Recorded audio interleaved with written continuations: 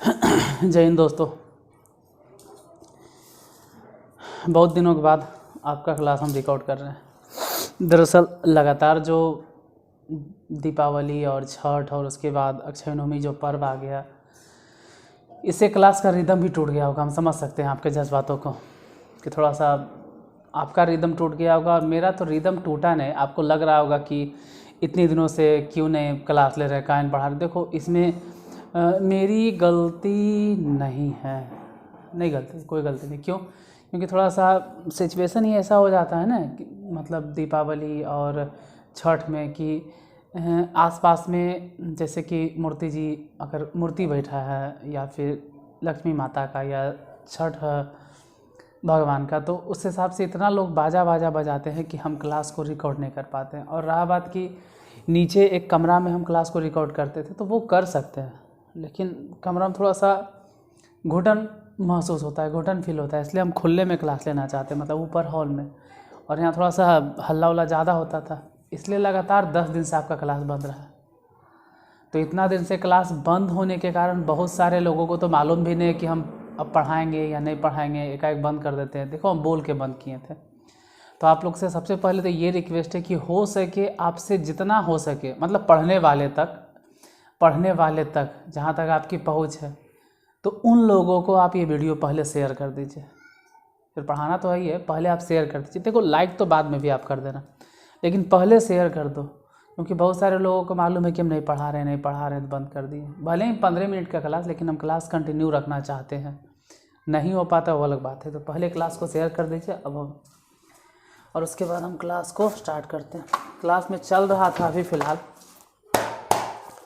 Active to passive, active voice से passive voice में कैसे बदले, जिसमें हम लास्ट क्लास में बताए थे आपको कि सिंपल प्रेजेंट टेंस है। अगर सिंपल प्रेजेंट टेंस दे दिया जाए और कहे कि सिंपल प्रेजेंट टेंस को, एक मिनट, सिंपल प्रेजेंट टेंस को आप पैसिव वॉइस में बदलो, तो कैसे बदलोगे? तो कुछ एग्जाम्पल भी हम दिए थे, कुछ आपको समझाएं भी थे, और उसके बाद जो है अब है ज़रा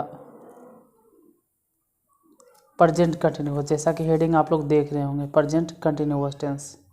ठीक है, प्रेजेंट कंटिन्यूअस टेंस।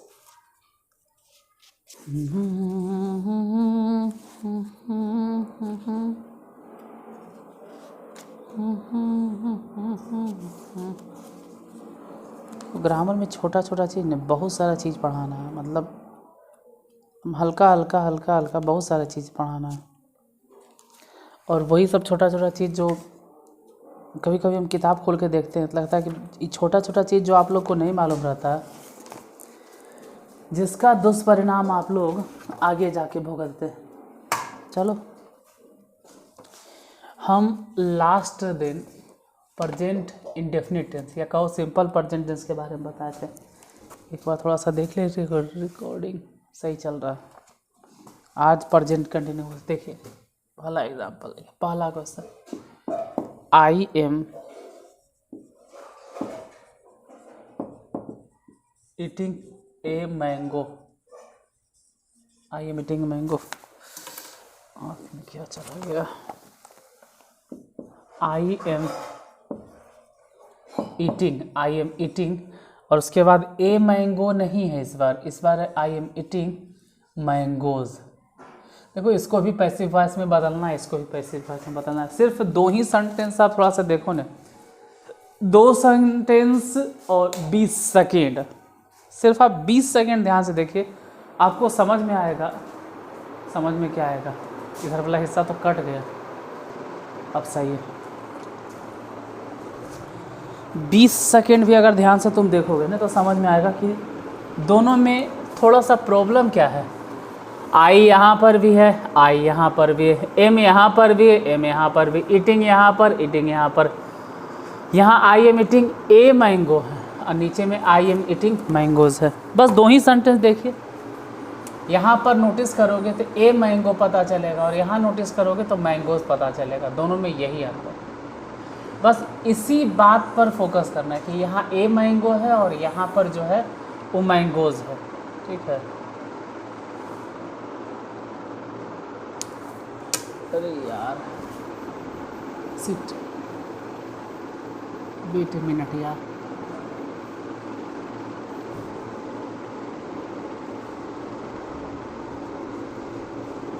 रुकना रुकना रुकना। घर के किसी मेंबर से हम मार्कर मांगे हैं, जानते हो? हाँ करे, अब छोड़ के अगर गए तो सूख जाएगा। ये परमानेंट मार्कर हमको दे दिया गया है, हम ध्यान भी नहीं दिए। जैसे ही चला हमको डाउट लगा कितना पतला कैसे चल रहा है भाई, देखते परमानेंट लिखा हुआ। सॉरी यार, थोड़ा सा 1 मिनट वेट करो, क्योंकि अगर छोड़ दिए तो ऐसा सूखेगा कि कभी नहीं मिटेगा। फिर बोर्ड पर से परेशान हो जाएंगे, फिर भी नहीं मिटेगा। 1 मिनट यार।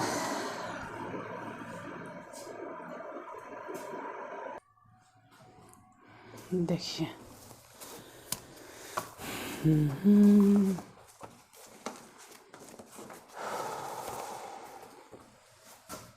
यहाँ लिखे थे आई एम ईटिंग ए मैंगो, और यहाँ पे लिखे थे आई एम ईटिंग मैंगोज।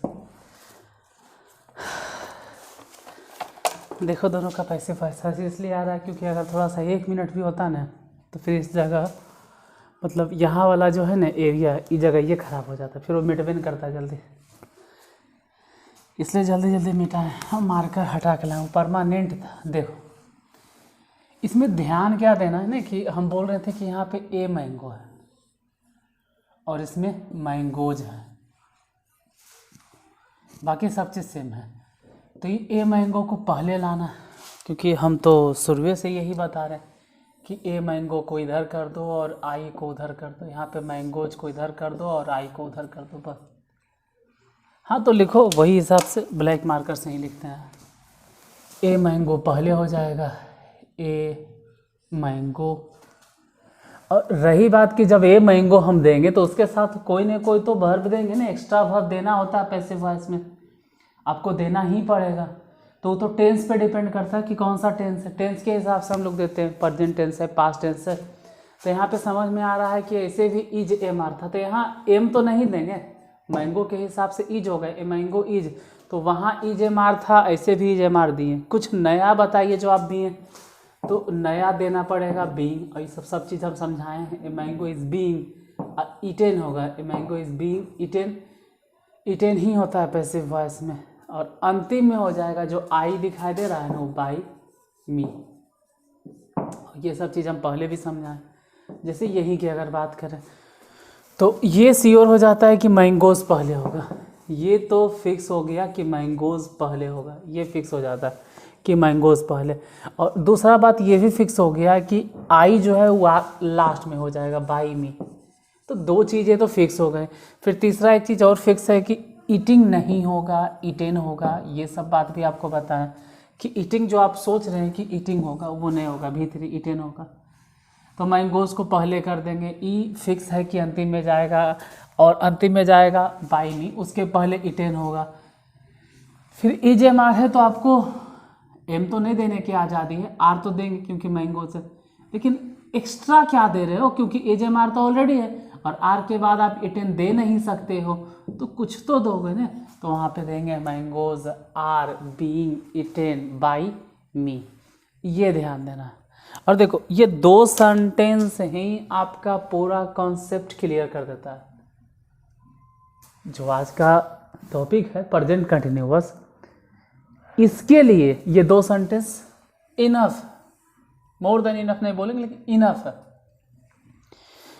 अब जो हम बताएंगे वो आपको समझ में आएगा क्योंकि इसी पे बेस्ड है। जैसे ध्यान से अगर देखोगे, he is writing, he is writing a letter, he is writing a letter, he is writing letters. फिर पहले जैसे ही हो गया, क्यों पहले जैसा बोल रहे हैं, ए मैंगोज, ए मैंगो, फिर मैंगोज, ए लेटर, फिर लेटर्स। तो चलो 2 ही सेंटेंस को देखो, ज़्यादा जल्दीबाजी नहीं। जैसे यहाँ पे ए मैंगो क्या था भाई, सिंगुलर। ए मैंगो की अगर बात करें तो सिंगुलर, जबकि मैंगोज की बात करें तो प्लुरल। सेम चीज़ भाई, ए लेटर क्या है, सिंगुलर। तो कभी तो हम जरूर पढ़ाएंगे सब्जेक्ट वर्ब एग्रीमेंट, एक चैप्टर होता है सब्जेक्ट वर्ब एग्रीमेंट, उसमें सिंगुलर वर्ब, सिंगुलर सब्जेक्ट, इन सब चीज़ों की बात करेंगे। यहाँ पे लेटर्स क्या है, ढेर सारा, तो प्लुरल। अभी सिंपली जानना है कि ए लेटर और ए लेटर्स दोनों में यही अंतर है कि वो सिंगुलर है, प्लुरल है। बनाएंगे कैसे, तो ए लेटर को शुरू में लिखना है, ये तो श्योर हो जाता है कि ए लेटर को आप शुरू में लिखिए और ही जो है उसको अंतिम में लिखिए। जैसे यहीं पे लेटर्स है तो एक बात फिक्स हो जाता है कि लेटर्स को पहले लिखिए और ही को अंतिम में लिखिए। अब इतना अगर आपके माइंड में फिक्स है तो उतना टफ नहीं लगेगा। जैसे ए लेटर आप पहले लिख दिए, ए लेटर लिख दिए। दूसरा ये बात भी श्योर है कि ही अंतिम में अगर लिखते हैं, अगर अंतिम में ही लिखते हैं तो ऑब्जेक्टिव केस होता है, तो बाय हिम हो जाएगा, ये भी श्योर है। तीसरा है कि राइटिंग नहीं देंगे। पैसिव वॉइस में एक चीज़ श्योर होता है कि रिटेन देना है, तो रिटेन दिए, रिटेन। ये सब चीज़ सब सही है। अब इज तो पहले से लगल है तो इज तो देना ही है, लेकिन एक्स्ट्रा क्या दे रहे हैं, एक्स्ट्रा क्यों बोल रहे हैं, क्योंकि इज के बाद डायरेक्ट आप रिटेन का जिक्र नहीं कर सकते। इजे मार है और उसके बाद डायरेक्ट तुम बोल रहे हो कि हम V3 का इस्तेमाल कर रहे हैं, दिस इज नॉट पॉसिबल, ऐसा हो नहीं सकता। ही इज राइटिंग लेटर्स, तो यहाँ तो पहले लेटर्स हो जाएगा, लेटर्स। फिर वही बात है कि लेटर्स पहले गया तो ही को अंतिम में लिखोगे, बाय हिम। देखो बनाते बनाते आपको एक्सपीरियंस हो जाएगा, ऐसे नहीं लिख रहा है, समझाने के लिए लिख रहे हैं, लेटर्स बाय हिम। उसके बाद रिटेन और इज तो होगा नहीं, क्योंकि इज जो है वो ही के लिए या कहो ही के हिसाब से या ही के अनुसार से इज है, लेकिन लेटर्स है तो उसके लिए तो आर होगा। तो इज एम आर पहले से था, आप इज एम आर दे दिए तो कुछ क्या कर दिए बड़ा, आप एक्स्ट्रा क्या दे रहे हो। और ऐसे भी सोचो कि आर के बाद रिटेन नहीं होगा, V3 नहीं होगा, क्योंकि आर के बाद डायरेक्ट V3 हो, इट कांट बी पॉसिबल, ऐसा हो नहीं सकता। तो क्या करें, बी दो, बी का ही कोई रूप दो, तो क्या दें, बीइंग ही क्यों देते हैं, इन सब चीज़ों को हम 50 बार बताए हैं कि क्यों देते हैं, क्योंकि आर के बाद V4 देना है, एच एम आर के बाद V4 देना है, तो आपको बीइंग ही देना पड़ेगा। वो दो सेंटेंस एक जैसे था, नीचे वाला दो सेंटेंस एक जैसे था, उससे कुछ समझ में आएगा, यहाँ से और कुछ समझ में। और एक दो सेंटेंस देखते हैं। देखो अगर एक दो सेंटेंस आप समझ गए प्रेजेंट कंटिन्यूअस का, तो किसी भी तरह के सेंटेंस मिले प्रेजेंट कंटिन्यूअस टेंस में आप बना लोगे, पक्का विश्वास है।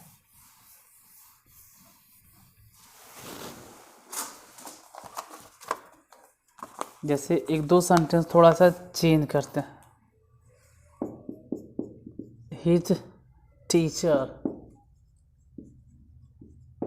इज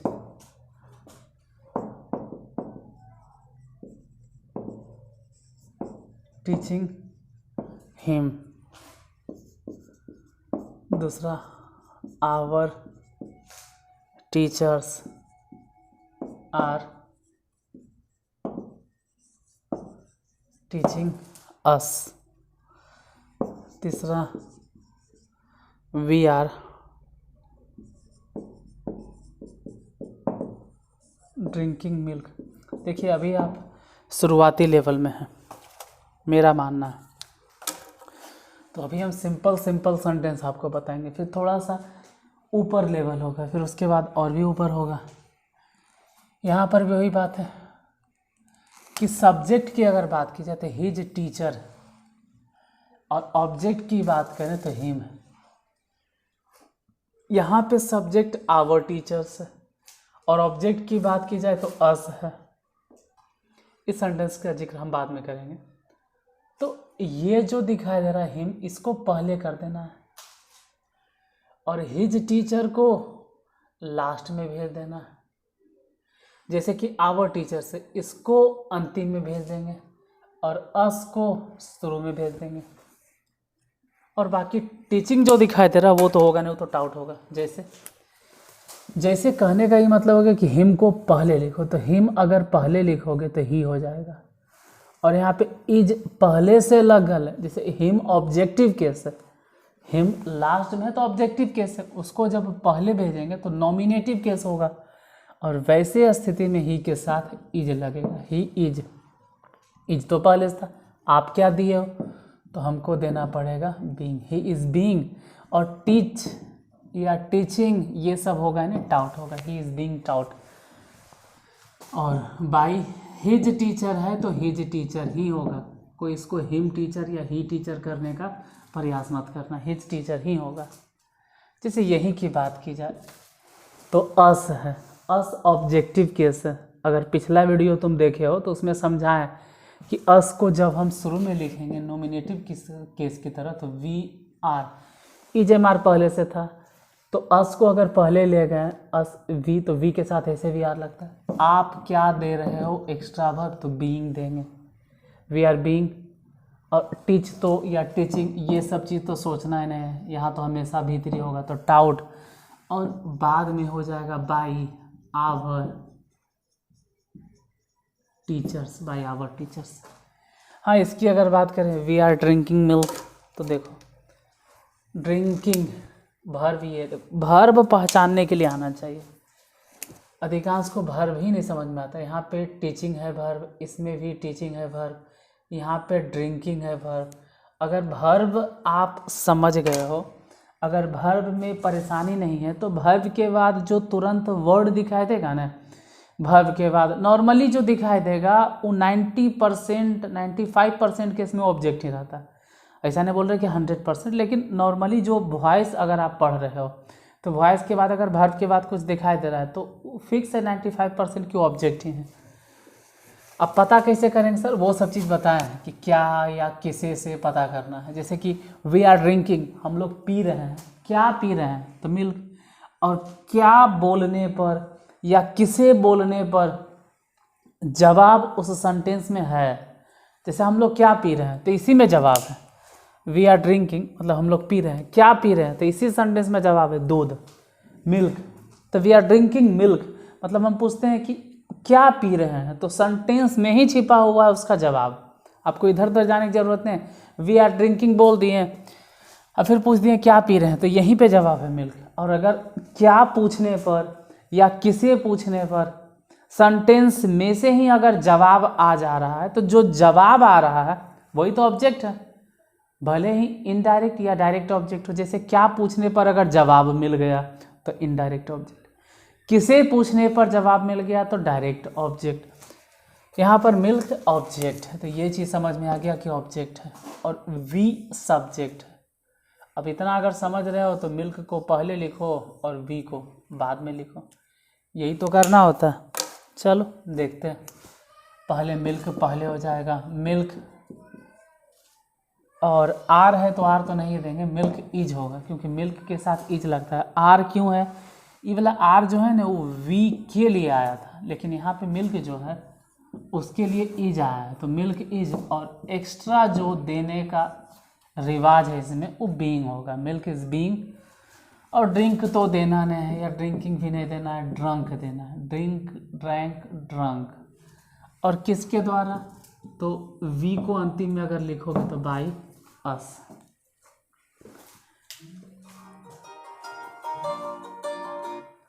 देखो हम इतना बता दिए, ऐसे कुछ और भी सेंटेंसेस बताना, ऐसा नहीं है कि प्रेजेंट कंटिन्यूअस आपका पूरा हो गया। जिस हिसाब से हम बता रहे हैं हम चाहते हैं कि और भी एग्जांपल आपको दें, लेकिन चलो हम होमवर्क के तौर पे आपको दे देते हैं और उसी चीज़ को हम कल मिला देंगे पक्का, ठीक है, जिससे कि आपका भी कॉन्फिडेंस थोड़ा सा बिल्डअप होगा, आपके अंदर भी एक कॉन्फिडेंस आएगा कि हाँ भाई हमसे बन रहा, मतलब नहीं आपसे बन रहा है, आप मतलब आप स्टूडेंट हो और आपसे बन जाएगा तो आपके अंदर एक कॉन्फिडेंस आएगा। हाँ चलिए, जैसे देते हैं एक सेंटेंस, आई एम, दिखाई नहीं देगा, इस मार्कर से लिखेंगे ना तो दिखेगा नहीं हिसाब से। I am eating an orange. दूसरा हो गया मोहन इज, पहला दूसरा, Mohan is doing the work. तीसरा हो गया he is writing a letter. फिर हो गया the girls are helping him. उसके बाद है Ram is drawing a picture. देखो आपको बना करने कमेंट बॉक्स में नहीं लिखना है, इतना सेंटेंस के जवाब थोड़ा लिखोगे, बस बना लीजिए। और कल यही चीज़ जब हम मिलाएंगे तो आप देखिएगा कि आपका कितना सही होगा। ज़्यादा से ज़्यादा सही होगा, जितना ज़्यादा सही होगा उतना ही अंदर से आपको कॉन्फिडेंस आएगा कि हाँ अगर बनता है ना बाबू तो और बनाने का मन करता है। नहीं बनेगा थोड़ा सा हिम्मत टूटता है, लेकिन चूर नहीं होने देना है, मेहनत करते रहना, लगल रहना है। हम मेहनत कर रहे हैं फिर भी आउटपुट नहीं आ रहा, मेरा सलाह यही रहता है कि तरीका थोड़ा सा बदलिए। हो सकता है कोई और टीचर आपको अच्छा पढ़ाए, लेकिन अगर हम पढ़ाएं और समझ में आ रहा हो तो पढ़ते रहिए, उबना नहीं, बोर नहीं होना है। जैसे कुछ लोग बोर हो जाते हैं, एक ही चीज़ बार बार बता रहे, एक ही चीज़, यही तो करना है। आपके जुबान पर एकदम फिक्स करवा देना, जो कहते हैं लिप पर टंग पे एकदम फिक्स कर देना है। कन्फ्यूजन नहीं होना चाहिए, एकदम रटा जाए। बोर हो जाएंगे जिस दिन आप, उस दिन समझ जाएगा कि आप लोग सीख रहे हैं, आप नहीं जानते थे और आज बोर होने लगे। हाँ अगर जानते थे तो फिर आप देख भी नहीं, तो फिर देखने बेकार है, तब तो फिर फालतू में आप देख रहे हैं। जो नहीं जानते हैं क्लास है उसके लिए। तो सेंटेंस इधर भी देते हैं, ही इज हेल्पिंग हर। अगले दिन आके हम इसको मिला देंगे। The girls are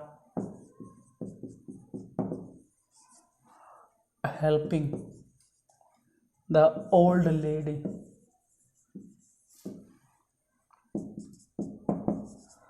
His teacher